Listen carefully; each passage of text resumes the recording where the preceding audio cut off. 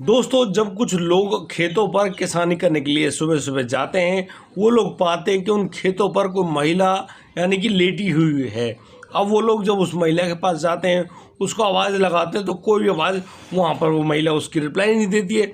बड़े ही परेशान होते हुए उस महिला के पास वो लोग जाते हैं, उसको हिला डुला कर देखते हैं, तो पता चलता है कि यह महिला तो यहाँ पर मृत पड़ी हुई है। अब तो तुरंत मौके पर ही पुलिस के पास फ़ोन किया जाता है, पुलिस को भी वहीं पर बुलाया जाता है।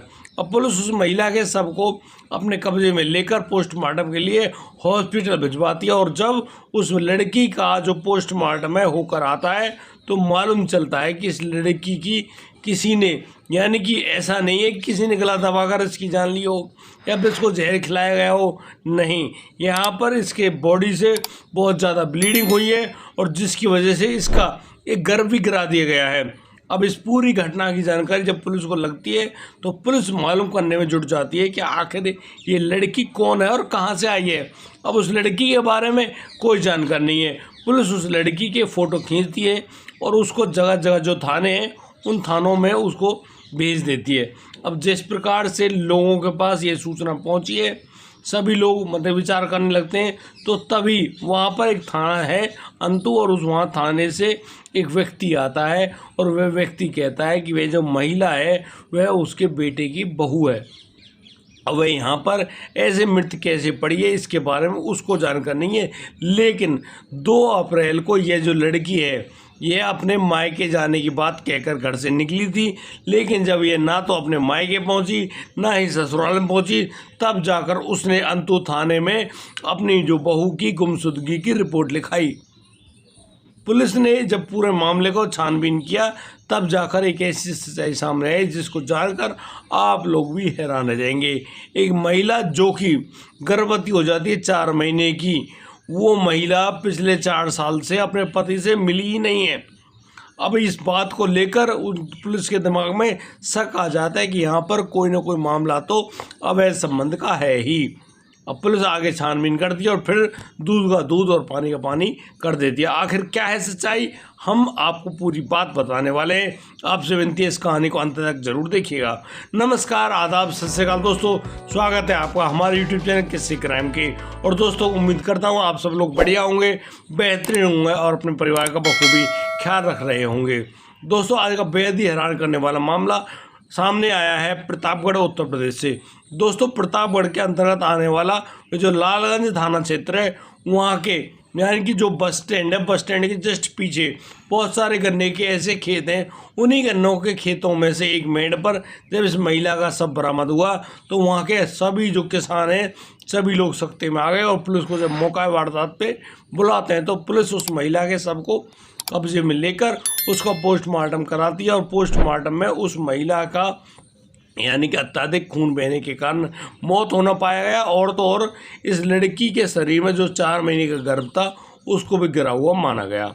अब यहाँ पर जब उसकी छानबीन की गई, तो उसके ससुर सामने आते हैं, और वो ससुर कहते हैं कि हाँ, ये उनकी अपनी बहू शहनाज बानो है, और यह उसके बेटे की पत्नी है, और इसका बेटा सऊदी अरब में रहता है पिछले 4 साल से, वो यहाँ पर आया ही नहीं है। अब इस मामले में वह शहनाज बानो गर्भवती कैसे हो गई, इस बात को लेकर पुलिस भी टेंशन में हो जाती है। और पहले तो वो ससुर से ही पूछते हैं, भाई तूने तो कुछ ऐसा नहीं कर दिया, लेकिन वह ससुर साफ साफ शब्दों में कहता है कि नहीं, उसने ऐसा कुछ भी नहीं किया है, और यदि वह करना चाहता तो भैया 2-4 बच्चे तो हो ही जाते पिछले 4 साल में, लेकिन उसने ऐसा कुछ भी नहीं किया। वो उसकी बेटी है, और बिल्कुल वह उसको अपनी बेटी की तरह रखता है, उसके हर तरीके से ख्याल रखता है। वह कहाँ आती है, कहाँ जाती है, क्या खाती पीती है, हर तरह की कंडीशन। अब पुलिस को लगता है भाई यहाँ पर ये आदमी बिल्कुल साफ, जो मतलब कि सच बोल रहा है, इसके पेट में कोई पाप नहीं है। अब यहाँ पर पुलिस उस लड़की के मोबाइल नंबर्स को लेती है, और जब उस लड़की शहनाज बानो के मोबाइल नंबर की सीडीआर रिपोर्ट निकाली जाती है, तब जाकर एक ऐसा मामला खुलता है जिसे जानकर आप लोग हैरान रह जाएंगे। दरअसल 2 अप्रैल, जिस दिन वह अपने मतलब कि ससुराल से अपने मायके के लिए कहकर निकली थी, उस समय इस लड़की की जो अंतिम कॉल है, वह इरफान नाम के शख्स के पास की गई थी। अब इरफान कौन? अब इरफान के पास जब फ़ोन किया जाता है, तो इरफान मिलता वहीं लालगंज का रहने वाला एक लड़का, और वह जो लड़का है वह कहता है कि हाँ, अब पुलिस उस लड़के इरफान को पुलिस थाने में बुलाती है। अब पहले तो वो आनाकानी करता है, वो थाने क्यों आए, लेकिन पुलिस का दबाव हो, पुलिस जब बुलाती है तो आना तो पड़ता ही है। और इसी सिलसिले में जब इरफान को पुलिस थाने में बुलाया गया और जब उससे पूछा गया कि इस लड़की को तुम जानते हो, और वह जो अब तो जो इरफान है उस शहनाज बानो के फ़ोटो को देखकर अचानक से चुप हो जाता है, वह किसी से कुछ भी नहीं बोलता है। यहाँ पर पुलिस को लगता है कि हाँ, इसको जरूर कोई ना कोई जानकारी होगी। अब तो जो पुलिस है उससे कहती है कि हमने इस लड़की को मृत अवस्था में गन्ने के खेतों से ढूंढा है, अब तुम ये बताओ इस लड़की को तुम किस तरीके से जानते हो। यानी कि यह लड़की 4 महीने की गर्भवती भी थी और इस लड़की का गर्भ गिराया गया, और उस सफाई के दौरान जो ब्लीडिंग होती है उसी ब्लीडिंग के कारण इस लड़की की दर्दनाक मौत हुई है।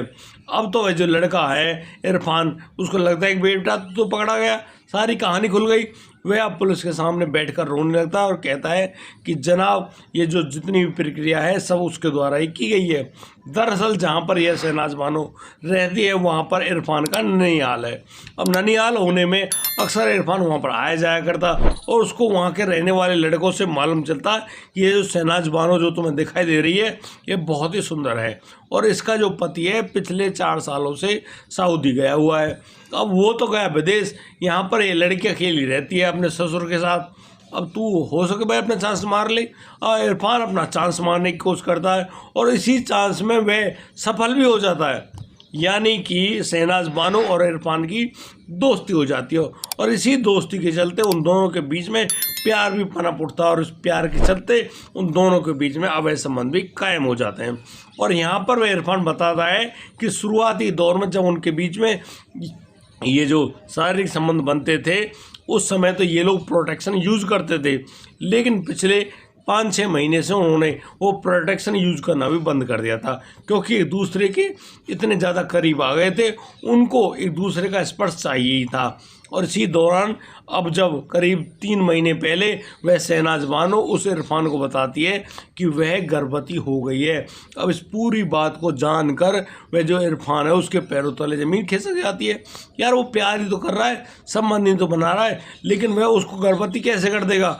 अगर ये जो बात है समाज में खुलेगी तो कितनी बड़ी और भारी बदनामी होगी।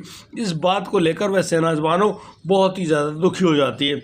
अब शहनाज बानो का जो पेट है थोड़ा बहुत दिखना शुरू हो जाता है, और जैसे जैसे पेट थोड़ा दिख रहा है लोग उस पर सवाल निशान लगाते हैं कि तू गर्भवती है क्या, लेकिन वह लड़की बार बार मना करती है कि नहीं वह गर्भवती नहीं है, उसके पेट में कुछ दिक्कत है।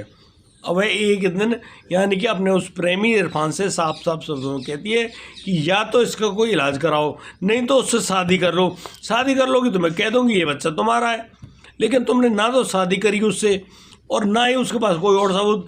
आखिर वह अपने पति को क्या जवाब देगी, वह किससे गर्भवती हो गई, और क्या यह सारी कहानी जानकर उसका पति उसको अपने पास रखेगा या नहीं।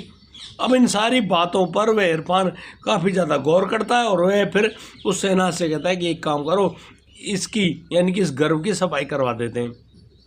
जैसे तैसे वे लड़की शहनाज बानो इस बात के लिए राज़ी हो जाती है।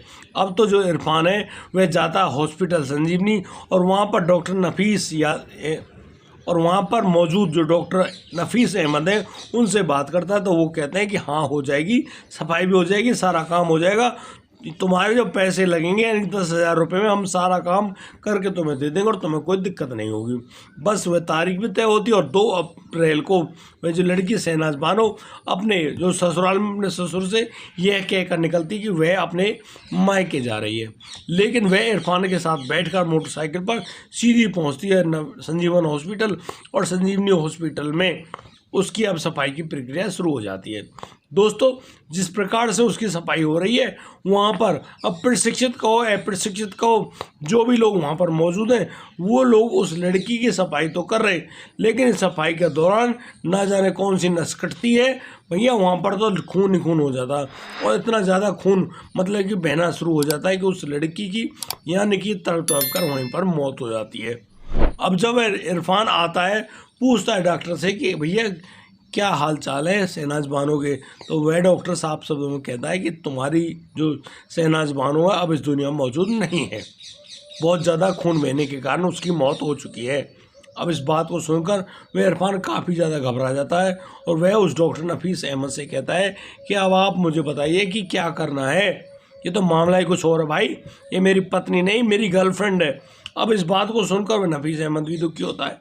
वह कहता है कोई बात नहीं, एक काम करो, तुम इनके सबको ले जाओ और हमें पैसे मत दो। देखो गलती डॉक्टर की, उसके स्टाफ की। अब यहाँ पर कुछ पैसों की लालच देकर उस इरफान से वह अपना पीछा भी छुड़ा रहा है और इसी बात को वह जो इरफान है वह मान भी जाता है। और फिर वह अपनी जो प्रेमिका है शहनाज बानो के बॉडी को एम्बुलेंस में रख के सीधा पहुंचता है लालगंज के जो बस स्टैंड है वहाँ पर, और वहाँ यानी कि रात के अंधेरे में उस बॉडी को लेकर उन खेतों में फेंक कर आ जाता है और फिर वापस वो अपने अपनी जगह पर। यहाँ पर डॉक्टर को जब नफीस अहमद के बारे में जानकारी मिलती है तो पुलिस की एक टीम सीधी पहुंचती है संजीवनी हॉस्पिटल और वहाँ पर मौजूद जो है डॉक्टर नफीस अहमद और उसके स्टाफ में जो कार्य कर रही 2 नर्स होती हैं उनको भी गिरफ्तार करके पुलिस थाने लाया जाता है। और जब उनसे पूछा जाता है तो वो लोग भी अपने द्वारा किए गए उस कृत्य को स्वीकार कर लेते हैं। यानी कि कहानी बिल्कुल ओपन हो जाती है कि उस जो लड़की है यानी शहनाज बानो एक पति की पत्नी, उस शहनाज बानो को 4 महीने का पहले तो गर्भवती कर दिया गया और फिर जब उसका गर्भ गिराने की यानी कि ज़बरदस्ती सफाई कराने की प्रक्रिया को अंजाम दिया गया तो उस समय उस लड़की की दर्दनाक मौत हो जाती है।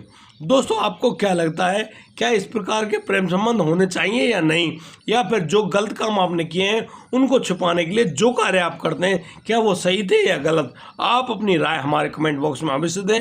और दोस्तों इस पूरे घटनाक्रम को सुनाने का उद्देश्य किसी को परेशान करना नहीं है, किसी का दिल दुखाना नहीं है, लेकिन इन घटनाओं से हमको मतलब कि जागरूक और सबक और सीख मिलती है कि भैया ऐसा है, आप इस प्रकार के मनमानी आचरणों पर ज़्यादा ना उतरें तो ज़्यादा बेहतर है। आप लोग बस अपने मन की जैसे आपका मन कर रहा है आप कर रहे हो और फिर अंततः जो परिणाम होता है वो तो खतरनाक ही होता है, इतना खतरनाक कि किसी की जान भी चली जाती है। यानी कि लोग कुत्तों बिल्लियों की मौत मर रहे हैं। क्या उस शहनाज बानो ने सोचा था कि उसके साथ ऐसा होगा? नहीं, उसका पति 4 साल से सऊदी तो रहता है लेकिन हर महीने अपने पिता अपनी पत्नी को पैसे भेजा करता है। क्या शारीरिक सुखी होना जरूरी है क्या? नहीं। लेकिन मैं उन पतियों से भी यही कहना चाहता हूँ भैया यदि तुम्हारी शादी हो गई है तो 2, 4, 5 साल के लिए तो अपनी पत्नी को मतलब कि ऐसी छूट बिल्कुल मत देना, उसको अपने साथ रखें जहाँ भी जाएं।